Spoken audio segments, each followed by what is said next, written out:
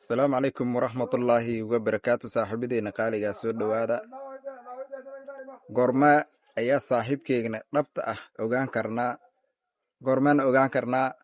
saaxiibkeena saaxiib beenalaha ah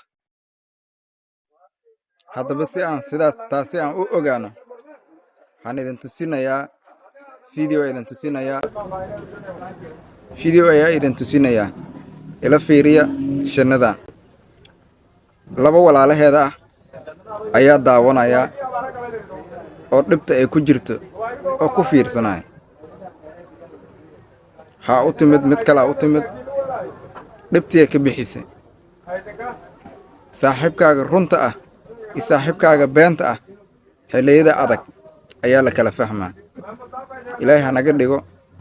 kuwa maaragtay anagana ku tusaale qaato oo wax ku fahma ilaahay ha naga dhigo haddaan Soomaali nahay dad dhib badan aan nahay dadka adduunka ugu la yaabka badan aan nahay waxaan dilaynaa walaalkeena waxaan dilaynaa walaasheena anaga ay is dilayna wax iskuma falayno dhibta ayaan lagu wax kula jirnaa ilaahay adduunyo aakhira hana bixiyo laan wax kale aan dhihi karnaa ma lahe ilaahay dhibta naga dul qaado dhibtan haysata ilaahay dhaaf nooga bedelo kuleelaha qabab ilaahay nooga bedelo roob khayr qab ilaahay noo keeno baydin salaam